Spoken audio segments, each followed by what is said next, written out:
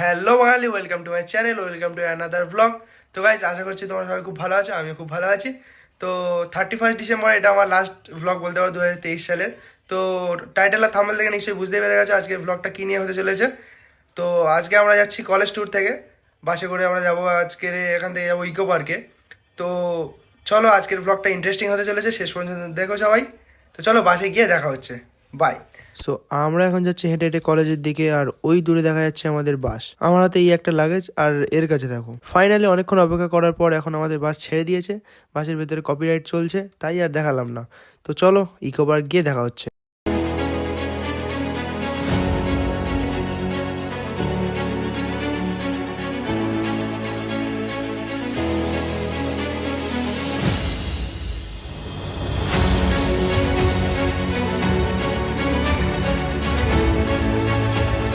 So finally আমরা এখন চলে এসেছি ইকো পার্কে, কিন্তু এটা তার পাশের একটা মিনি জু।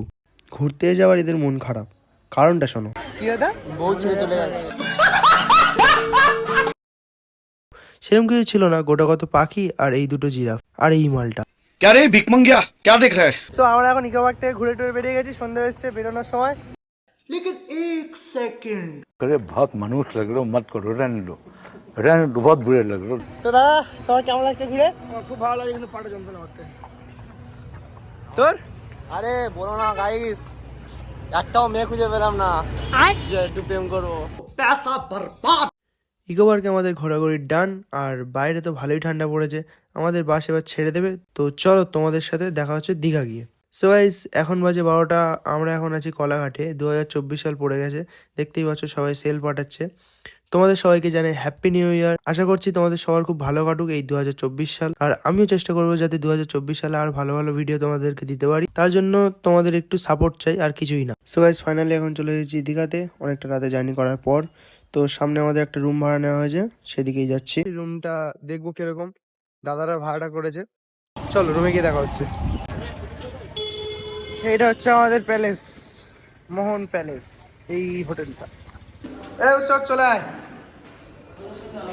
আমাদেরকে এরকম ভাবে হ্যারাসমেন্ট করাটা কি ঠিক হচ্ছে?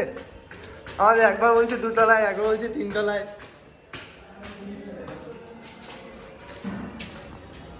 311 নম্বর রুম কোনটা?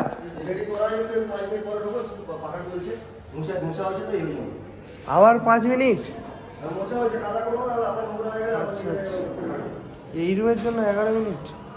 কি বলতে চাচ্ছে, 11 মিনিট দাঁড়াতে পারবে তো? कंट्रोल। তো যাই হোক, 5 মিনিট অপেক্ষা করার পর আমাদেরকে রুমে ঢুকতে দিয়েছে। এটা খুবই সৌভাগ্যের একটা বিষয়। কি দাদা? তো দেখতে পাচ্ছ অবস্থা খুবই খারাপ, একটু ফ্রেশ ট্রেশ হবো, হয়ে নিয়ে চলো ফের কথা বলছি। তো গাইজ, ঘুম থেকে উঠে মোটামুটি যখন ফ্রেশ হয়ে গিয়েছিলাম, ফ্রেশ হয়ে এসে আর খাওয়া দাওয়ার তো কোনো মুডই ছিল না। তো ঘুম থেকে উঠে এখন যাব একটু বাইরের দিকে, দীঘা বিচের দিকে যাবো। দাদারা তো খুব বকছে, কারণ ঘুমাচ্ছিলাম, এখন খুবই টায়ার্ড ছিলাম, কারণ একটা রাত জেগেছি, কোনোদিনই জাগি না।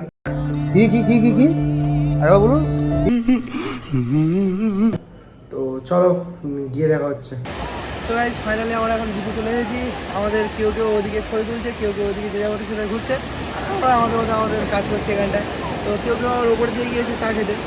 তো চলো একটু ওদিকটায় যাবো, আমরাও গিয়ে একটু কিছু খাওয়া দাওয়া করবো, ঘোরাঘুরি করবো। চলো।